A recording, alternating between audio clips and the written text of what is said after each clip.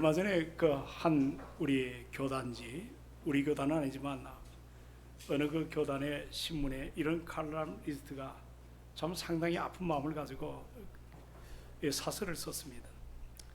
그 내용을 보니까 참 요즘에 만만한 게 기독교다.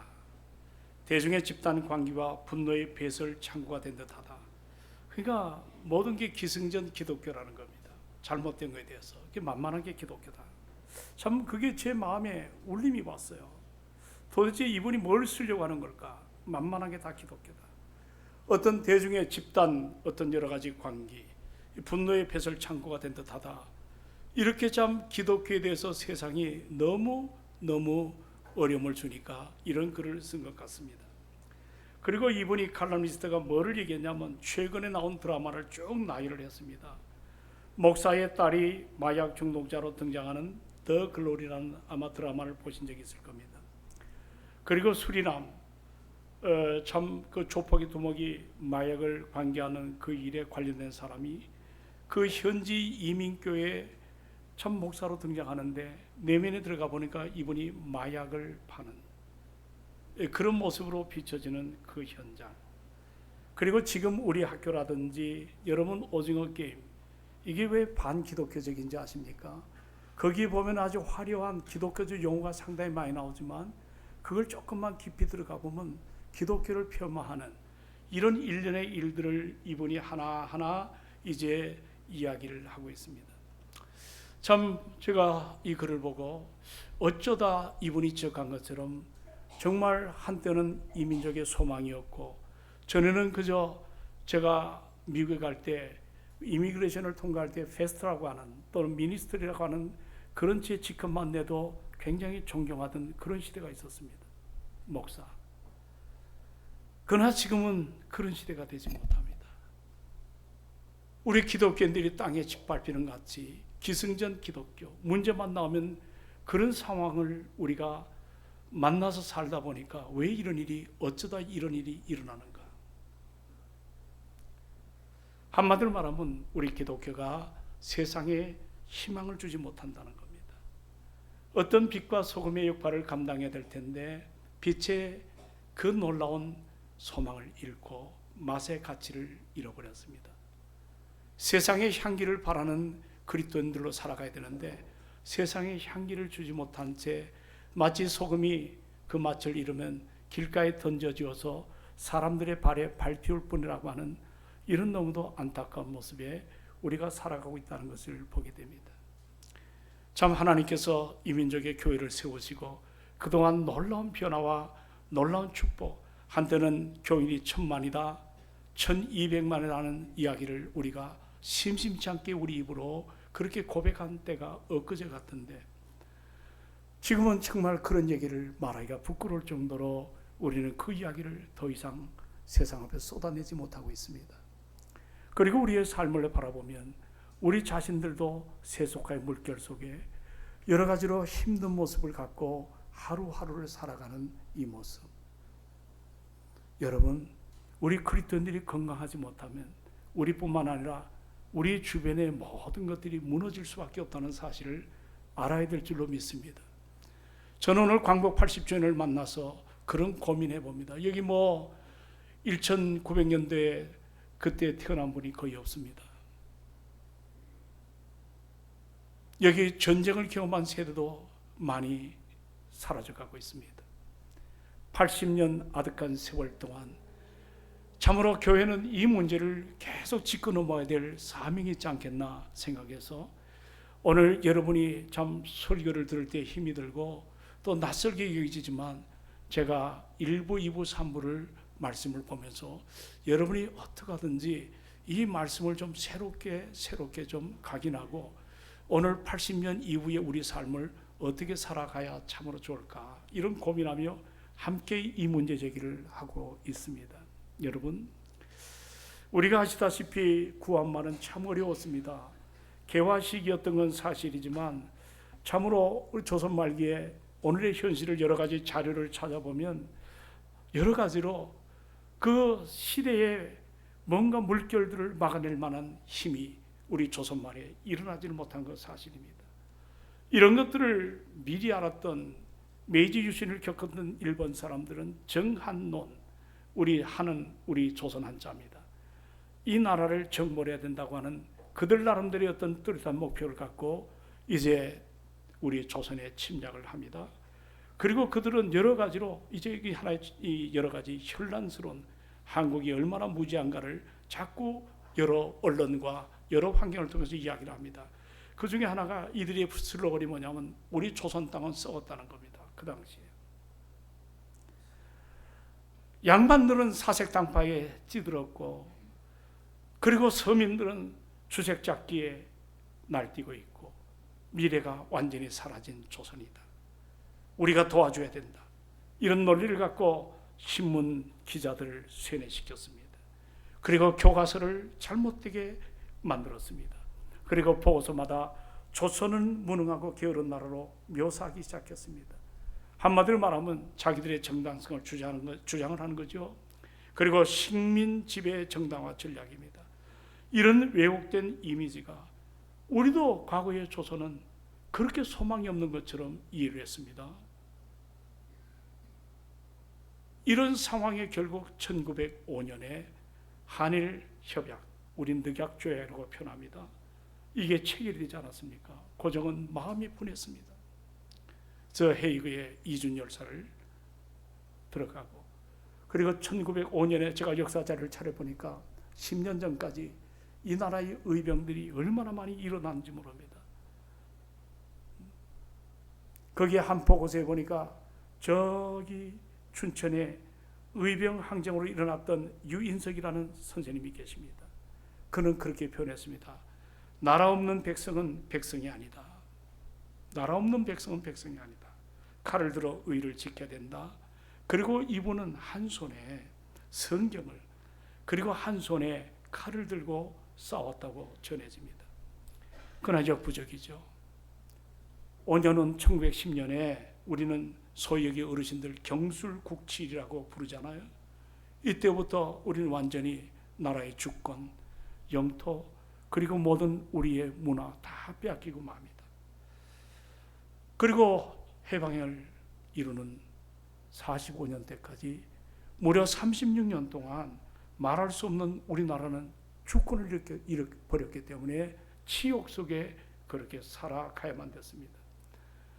제가 찾아본 자료에 보면 이 기간 동안에 36만 3천여 명의 젊은이들이 전쟁터에 끌려가서 비참한 죽음을, 우리 광진구 모든 인원이 이 36년 동안 전쟁터에 총알바지로 죽었다는 거예요.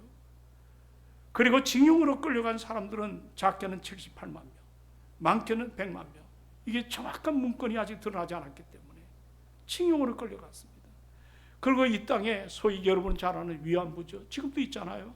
밑에 내려가다 보면, 광주 쪽에 내려가다 보면 위안부를 할머니들이 몇 안 남았습니다. 소위 가난한 집의 딸들을 좋은 직장을 알선한다고 꼬여가지고 문서화 시켰습니다. 그때 성놀이 객감으로 일본의 군인들에게 성으로 유린당한 사람이 몇만 명인지 아십니까? 20만 명이 넘습니다.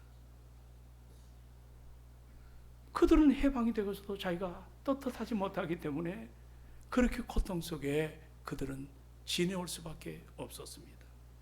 아름다운 삶을 다 포기한 것 아니겠습니까? 이렇게 여러 가지로 아무리 저항을 해도 꿈쩍이지 않는 그 당시에 여러분들 지성인들이, 제가 우리 교회 오병 교수가 그 아버님이 우리 교회 집사 아닙니까? 우리 여기 아마 나장로님, 양장로님 그때 간 걸로 제가 기억을 합니다. 저기 청상리에 갔을 때 거기에 그 오 교수, 연명과기대 교수죠, 이야기를 합니다. 목사님, 여기 이광수 씨가 왔습니다. 청산리 전투할 때 관동은 6천 명을 죽였죠. 대단한 전과입니다. 근데 얼마 안 있자 청산리가 초토화됐습니다. 그리고 거기에 누가 왔냐면 춘원 이광수라고, 그 현장을 보고 그분이 붓을 꺾었습니다. 그 당시에 30년 이후에 일어났던 사건들을 보면 절개를 지키고 신앙을 지키고 믿음을 지켰던 수많은 사람들이 도저히 해방은 우리의 소망, 우리의 기대가 아니다고 전부 무너져 갔습니다. 변절자가 얼마나 많이 생겼는지 모릅니다. 우리 힘으로 사실 해방 주어질 수가 없는 거예요. 이번에 청년들이 나가사키에 갔는데 그 핵폭탄 2개, 히로시마, 나가사키 3일 후에 그 나가사키에 떨어진 그 핵폭탄으로 일본의 천황이 항복하지 않았습니까? 여러분, 사실 물론 하나님의 섭리 가운데 우리의 참 독립투사들이 얼마나 많은지 최선을 다한 것 사실입니다. 그러나 우리의 힘으로 이 조국의 광복이라는 것이 일어날 수 없었던 이런 상황이었던 것도 사실입니다. 그러나 갑자기 해방을 맞게 됩니다.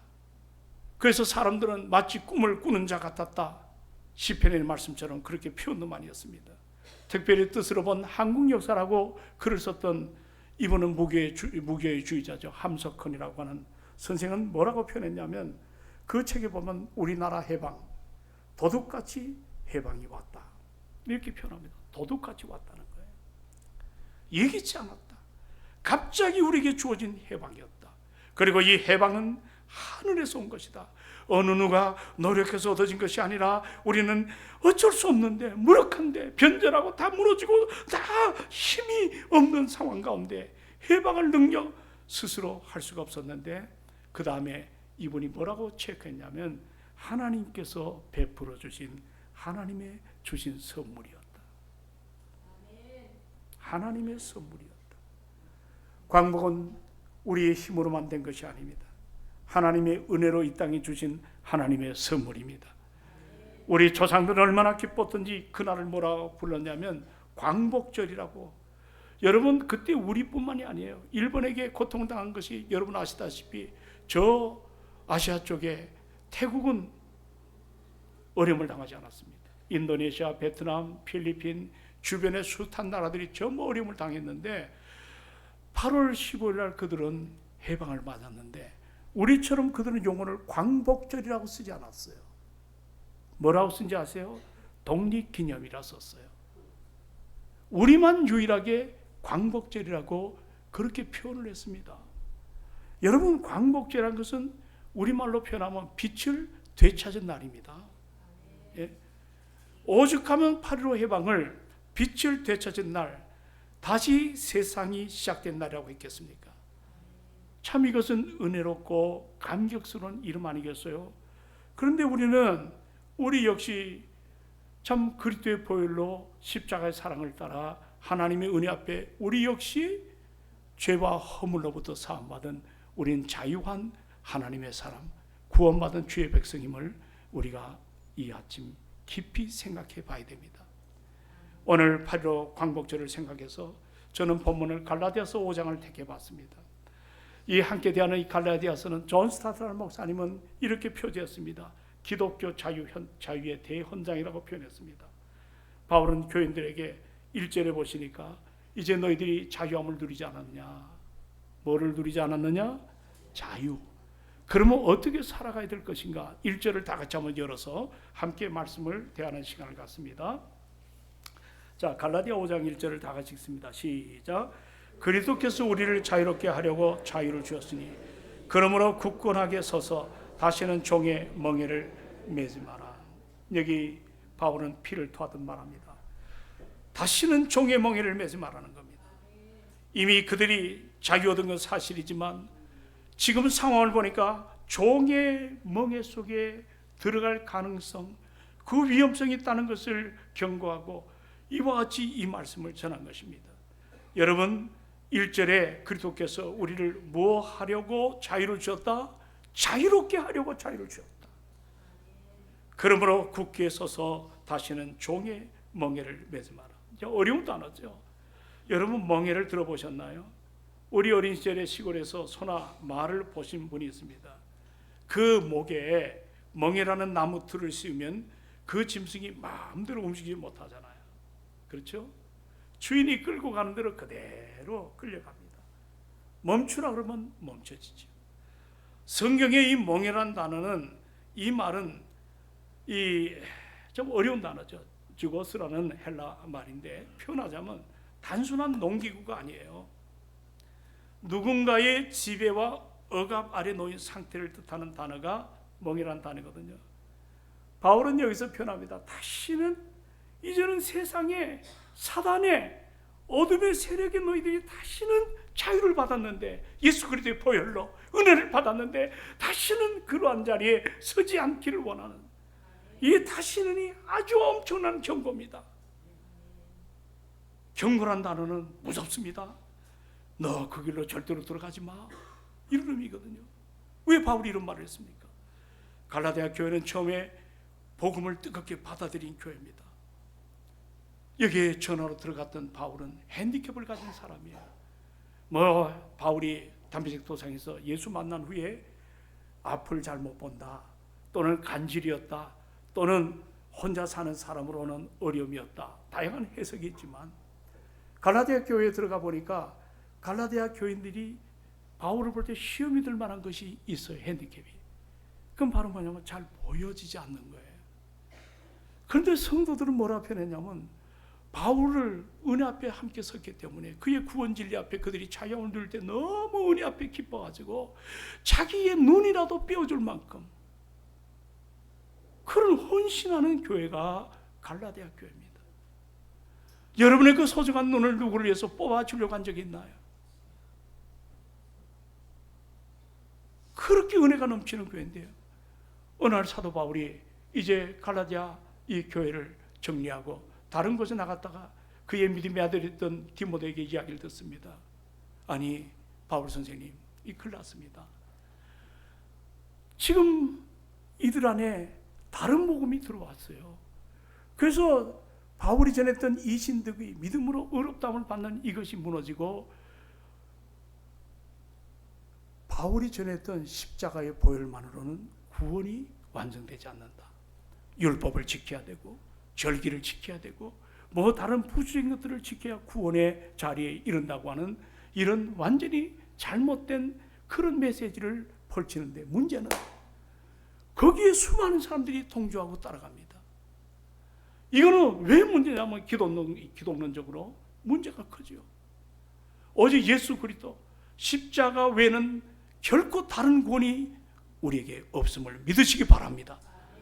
그런데 이런 거짓된 이야기 앞에 이와 같이 율법도 지켜야 되고 절기도 지켜야 되고 뭣도 지켜야 되고 뭣도 지켜야 되니까 자기 의가 자꾸 드러나는 것 아니겠습니까? 십자가의 보혈은 무조건적인 하나님의 은혜입니다. 내 공로로 그 은혜 앞에 설 수가 없습니다. 그러다 보니까 십자가가 무효화되는 이런 고통이 옵니다. 바울이 이야기를 듣고 얼마나 마음이 아픈지 모릅니다. 그리고 바울은 3장에 그렇게 표합니다. 너희가 처음에는 성령으로 시작했다가 이제는 육체로 마치려 하느냐. 그리고 4장 쪽에 들어가면 그는 다짐합니다. 내가 해산의 수고를 한다 할지라도 저들이 다시 복음 앞에 서기 위해서 내가 자원하는 바라. 자기가 해산의 수고, 요즘 우리 교우 가운데 어떤 분이 임신을 했는데 너무 어려운 거예요. 병원에 자주 가고 쓰러지고. 여러분 여기 임신을 아주 어렵게 하는 그런 분들 있잖아요. 음식도 못 먹고 머리도 못 감고 그렇게 하다 10달 동안 고통을 하다가 낳는 것처럼 바울이 내가 그렇게 해산의 수고를 해도 좋다. 그러나 이 수고를 한이 있더라도 다시 그들이 믿음 안에 바로 서기를 원한다. 왜냐하면 그런 자리에 서지 못하면 갈라디아 교회는 사단의 밥이 됩니다. 저는 광복 80주년을 통해 가지고 이렇게 하나님이 우리에게 구원의 기쁨을 주셨습니다. 은혜를 베풀어 주시었습니다. 그러나 시간이 흘러가지고 우리 안에 진리의 열정이 사라지고 있는 것들을 보게 됩니다. 모두에 말씀드린 대로 이와 같은 이상한 드라마를 통해 가지고 기승전 기독교로 폄하해서 우리 기독교를 난도질하는 현상 속에 이제 우리가 80주년을 맞이한 우리들은, 여러분 그 자유라는 것은 값싸게 얻은 것이 아닙니다. 엄청난 희생과 대가가 일어난 것들을 우리가 알아야 될 줄로 믿습니다. 복음도 그렇습니다. 은혜로 받은 건 사실이지만 그 은혜 앞에 서서 우리가 믿음으로 큰 놀라운 사랑을 가지고 성령을 따라 살아가는 이 아름다움이 우리에게 필요하지 않나요? 근데 어느 날 우리도 모르는 새에 하나의 교회가 친교 모임이 되고 어떤 자기 주장하는 사람들이 뜻이 맞아가지고 분열과 여러 가지 어려움이 일어난다면 하나님이 기뻐하는 것 아니지 않습니까? 오늘 광복 이후에 우리가 가져야 될 자세도 마찬가지입니다. 바울은 지금 내려가 13절에 구원 이후에 성도들에게 지금 뭐를 얘기하죠? 우리 한번 13절을 다 같이 한번 읽어보도록 하십니다. 자, 다 같이 13절 시작.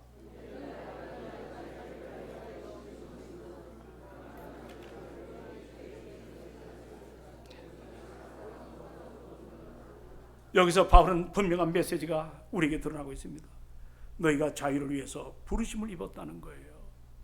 진리를 알지니 그리스도 예수를 알지니 진리가 너희를 자유하게 하리라. 우리는 예수 그리스도의 사람임을 믿으시기 바랍니다. 너희가 자유를 위해서 부르심을 입었다는 겁니다. 죄와 사망에서부터 더 나아가 율법의 정죄에서부터 해방이 되었다는 거예요. 그러나 이 자유는 방종이 아니에요. 이제 캔세라세라, 내가 구원받았으니 내 마음껏 살아도 된다. 구원파 그런 얘기 하잖아요. 아니에요. 은혜의 힘으로 성령을 쫓아 다 우리가 성령을 쫓아 예수를 닮아가야 될 줄로 믿습니다. 그리고 우리는 한 가지 또 있어요. 여러분, 우리가 다 살아가면서 가정을 꾸리고 직장 생활 하잖아요. 제가 어느 그룹에 지도 목사를 했을 때 그게 총무가 커피를 나누다가, 목사님, 자기가 공부할 때 직업이라는 용어가 두 가지가 있습니다. 저는 사실 그때 몰랐어요. 그게 하나는 job이라고 하는 직업이 있고 또 하나는 vocation. 여러분, 그 vocation도 직업 맞죠? 근데 이거는 vocation으로 끝나는 게 아니라 거기는 사명이라는 뜻이 담겨 있습니다. 제가 그분하고 얘기하면서, 목사님, 내가 이 회사에 들어온 것은 단지 연봉이 많고 어떤 여러 가지 복지 수당이 많고 평안을 위해서 내가 이 회사에 온 것 아닙니다. 나는 사명자로 왔습니다. 무엇으로 왔다? 직업이 사명자입니다. 잡은 그냥 내가 벌어서 내 생활의 만족과 아니란 삶이지만, 사명자로서의 직업은 내가 하나님 뜻이 계셔서 이 직장에 머물게 하셨다. 이 사업을 감당하게 하셨다. 우리 교인들이 이 은혜 앞에 서기를 주의 이름으로 축원합니다. 내가 남보다 못 배워서, 내가 알지 못해, 내가 경험이 없어, 내가 부모 잘못 만나서 그래서 어떤 그 일을 하는데, 여러분들 마음에 낙심하지 마세요. 아무것도 아닌 것 같지만 바로 나는 적어도 여기에 사명자로 부름을 받았다. 이 사명의식이 우리 안에 일어나기를 주의 이름으로 축원을 드립니다. 오늘 세상에 보세요. 청년들이 이런 여러 가지 세상의 멍에 얼마나 많이 매여 있는지 모릅니다. 그러니까 스펙을 쌓고 뭐나 어쩌고 저쩌고 이런 걸 하다 보니까 여러분, 신앙의 진리에 대한 열망이 다 사라졌습니다. 종의 멍에를 메고 있는 것입니다. 우리는 하나님의 자유를 함을 받았다면 우리의 직장과 우리의 삶은 사명자로서 살아가야 될 줄로 믿습니다. 그러면 사명자는 어떻게 살아가야 됩니까? 여기 본문의 13절에 자유를, 한번 따라합시다. 자유를 육체의 기회로 삼지 말고 사랑으로 서로 종노릇하라. 여기 보면 사랑으로 서로 종노릇을 하는 말씀이 있습니다. 이 말은 쉽게 해석하면 자발적으로 낮아지고 섬기는 사랑으로 살아가라는 것입니다. 예수님이 이 땅의 마지막 세례를 성찬식을 베풀면서 제자들에게 발을 씻기는 장면, 섬김의 최고의 아름다운 모습 아니에요? 그리고 자기 몸을 찢어주는 거예요. 나눔이에요. 여러분, 자유에는 구원받은 사람은 책임이 따를 줄로 믿습니다. 그 책임이 가장 아름다운 뭐냐면 사랑으로 섬기는 거예요. 사랑으로 섬기는 거예요. 그렇지 않으면 여기 15절에 경고하잖아요. 자, 우리 내려가 15절을 다 같이 읽습니다. 자, 15절 시작. 만일 서로 물고 먹으면 피차 멸망할까 조심하라. 참 심각한 단어입니다. 출애굽할 때 여러분 구약을 보잖아요. 그 광야 백성이 왜 망했습니까? 피차 서로 물어뜯고 서로 정죄하고 단죄하는 이런 속에서 다 멸망했습니다. 오늘 구원받은 우리 동성교인들이요, 우리가 은혜 받고 하나님 내게 직분 맡긴 것은 권리를 주장하라는 것이 아닙니다. 섬기라고 주신 하나님의 선물입니다. 이걸 우리가 잘 감당해야 될 줄로 믿습니다. 내 주장이 옳은 것처럼 생각하지만 다 옳은 것 아니더라고.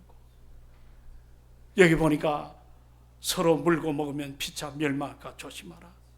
오늘 현실을 보세요. 경제는 전 세계 10위권 안에 들어간다. 또 우리가 일본보다 잘 살게 되었다. 그러나 정치는 지금 진영 싸움에 가둬져 있습니다. 세대와 지역 갈등 여전합니다. 서로를 향한 혐오, 조롱이 일상화됐습니다. 교회도 크게 일어나고 있더라고요. 존경해야 될 대상은 우습게 하랍니다.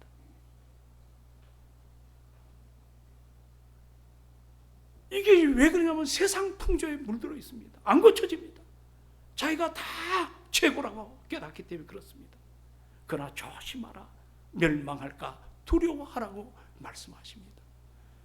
우리가 하나님의 은혜 앞에 피차 멸망당하지 않도록 우리도 여러분들 정말 서로 하나가 되고 서로 섬길 줄 알고 내 주장이 옳은 듯해도 더 기도하며 상대방을 아름답게 세워주는 우리가 되기를 주님의 이름으로 축원을 드립니다. 요즘 우리 MZ세대가 어떻습니까? 교회를 떠나잖아요. 15일 날 저렇게 청년들이 모여가지고 오늘도 어른들 섬기려고 애를 쓰고 다들 피곤하고 바쁜 청년들이에요. 15일 날 여기 와서 부흥회네요. 1박 2일로 수련을 해요. 여러분들 이걸 남의 얘기처럼 여기지 말고 정말 우리 교회 다음 세대가 성장하기를 원한다면 좀 더 최선을 다하는 우리가 되기를 주의 이름으로 축원을 드립니다. 이게 우리에게 얼마나 중요합니까?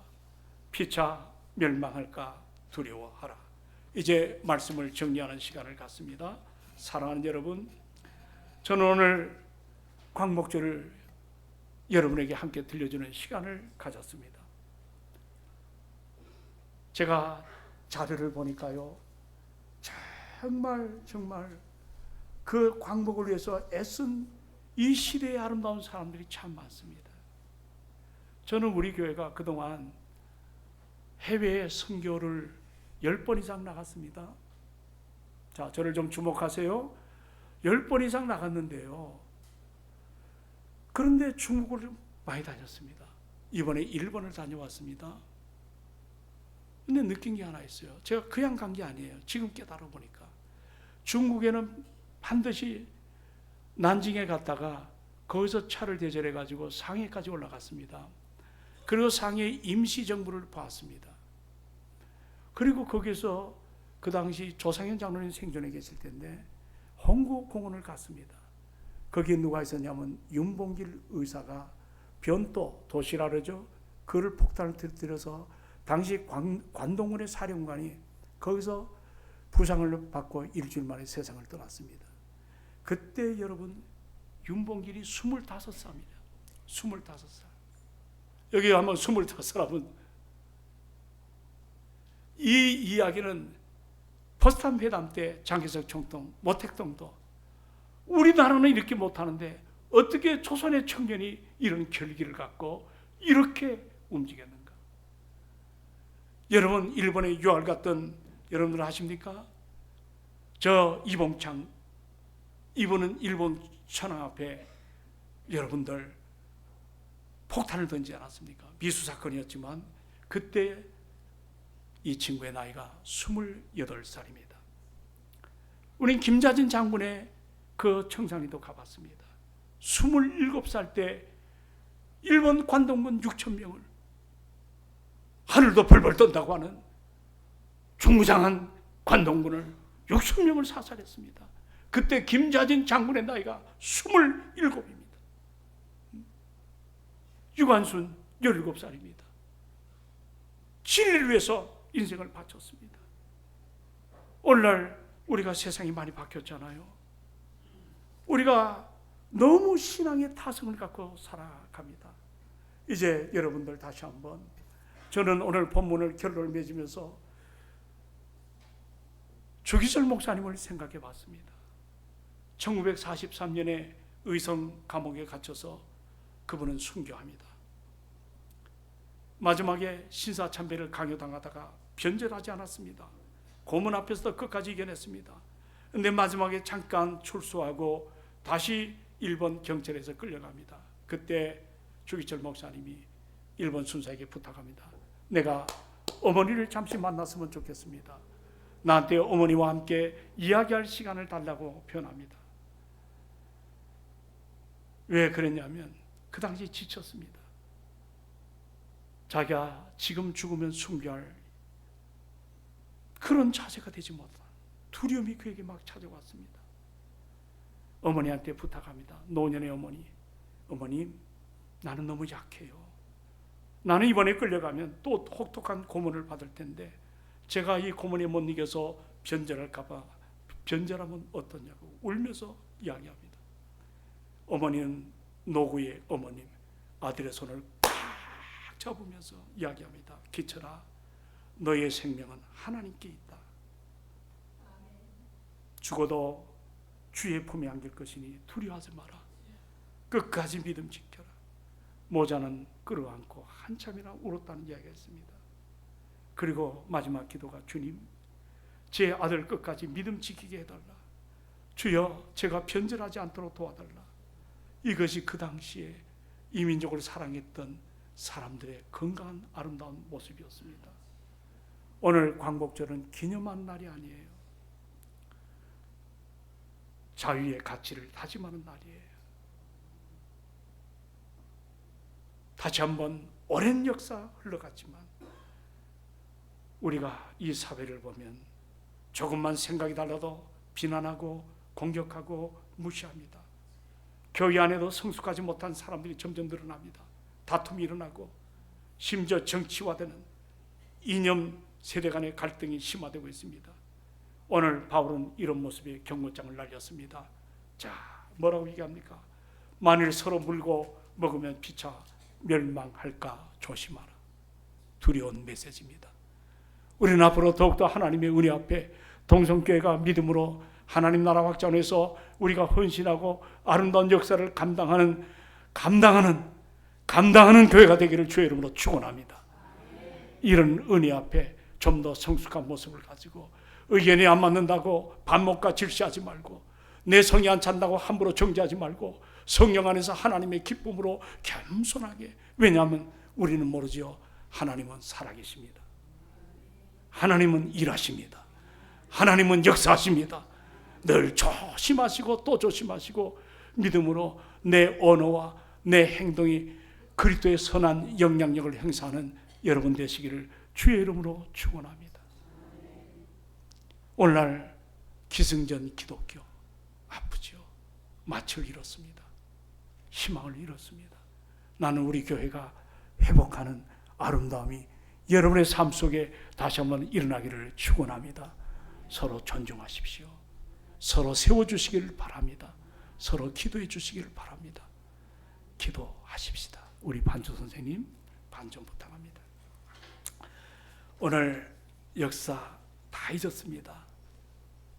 한국교회 제가 자료를 찾아보니까 광복절 기념 예배를 드리는 교회가 점점 줄어들고 있습니다.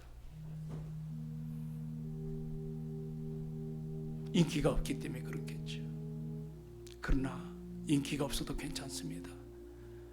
우리가 하나님의 사랑 앞에 이 민족을 해방을 주신 하나님 사랑합니다. 나에게 구원의 기쁨을 주신 하나님 감사합니다. 우리 교회가 다시는 세상 멍에 매지 않게 하여 주시고 십자가, 교회, 성령님 붙잡고 나가는 내가 되게 해달라고 우리 한번 그렇게 한번 기도해보지 않겠습니까? 성령을 붙잡고 한번 그리스도 예수를 믿는 사람들이 기도가 안 나오면 가짜지요. 교회를 위해서 기도하십시오. 나를 위해서 기도하십시오. 오늘 공중기도도 제대로 못하는 사람들이 어디서 기도할 수 있겠어요? 자, 우리 한 2, 3분간 기도하십시다. 회개 기도합시다. 내가 믿음으로 살지 못한 것. 두 번째로 교회의 부흥을 위해서 담임 목사 부족합니다. 여러분 38년을 부족하지만 여기까지 왔습니다. 기도 부탁합니다. 우리 장로님들 위해서 기도 부탁합니다. 우리 청년들 다음 세대를 위해서 기도 부탁합니다. 마귀에게 휘둘리지 마시고 성령의 삶으로 기도합시다. 우리 다 같이 통성으로 한 3분, 4분 성령 받은 사람은 반드시 기도합니다. 기도 못하는 사람은 불쌍하죠. 합심해서 기도합시다. 다 같이 주여 한번 부르짖고 기도합니다. 주여 아버지 하나님 은혜와 사랑을 감사합니다. 광복 80년입니다. 수많은 시절 세월 지나갔습니다. 아버지 대한민국을 여기까지 오게 하셨습니다. 하오나 우리가 첫사랑도 구원의 감격도 아버지 하나님 여러 가지로 교회가 지금 함께 일어서자고 하는 이야기도 남의 얘기처럼 들립니다. 내가 좋으면 교회 나오고 내가 싫으면 안 나오는 자기 중심적인 이런 여러 가지 자기 행위론적인 이런 아버지 열심이 우리 안에 들어와 있습니다. 정말 주님의 뜻 앞에 이제 회개하게 하시고 아버지 하나님 교회 앞에 나와 은혜 앞에 서게 하시고 주의 말씀을 들을 때마다 믿음이 생성되고 은혜 앞에 설 때마다 우리의 신앙이 다시 한번 뜨거워지는 이런 역사 나타나기를 원합니다. 믿음 없이 살았던 거 회개합니다. 믿음 없이 살았던 거 회개합니다. 첫사랑 잃어버린 거 회개합니다. 나라와 민족을 위해서 기도하지 못한 거 회개합니다. 목회자를 위해서 기도하지 못한 거 회개합니다. 아버지 하나님 내 자신이 믿음으로 살아오지 못한 거 회개합니다. 동성교회 부흥을 위해서 기도하지 못한 거 회개합니다. 내 의의를 드러내는 기도를 할지언정 정말 겸손한 모습으로 기도하지 못한 것 다 회개합니다. 오늘 이 시간에 주의 영이 함께 하시고 주의 은혜가 함께하여 주시고 오늘 고백처럼 그리스도께서 우리에게 자유롭게 하셨으니 자유를 주었다 그랬어요. 굳건하게 서서 다시는 종의 멍에를 매지 말라고 했던 것처럼 우리가 성령 안에서 이 은혜가 우리 안에 충만하기를 원합니다. 자유를 육체의 기회로 삼지 말게 하시고 오직 사랑으로 서로 종노릇하도록 도와 주옵소서. 만약 서로 물고 먹으면 피차에 망합니다. 우리 교회가 아버지 하나님 은혜 앞에 서서 이 사명 잘 감당하도록 역사하여 주옵소서. 내 안에 하늘의 생수가 흐르기를 원합니다. 막힌 담이 일어나지 않기를 원합니다. 사단의 역사 앞에 내 심령이 굳어지지 않기를 원합니다. 우리 교회가 이제 다시 한번 회복하기 위하여 여러 가지 일들을 감당하는데 남의 이야기처럼 들려지지 않기를 원합니다. 겸손함으로 서기를 원합니다. 우리 한번 주는 평화 우리 반주와 부탁합니다. 주는 평화 이 찬양입니다. 다 같이 부릅니다. 주는 평화 막힌 담을 모두 허셨네. 주는 평화 주는 평화 우리의 평화 우리의 평화 주는 평화 주는 평화 막힌 담을 모두 허셨네. 주는 평화 주는 평화 우리의 평화 우리 오른손 들고 염려다 맡겨라. 염려다 맡기라. 주가 돌보시니 주는 평화 우리의 평화 다시 한번 염려다 맡겨라. 이 염려다 맡기라. 주가 돌보시니 주는 평화 우리의 평화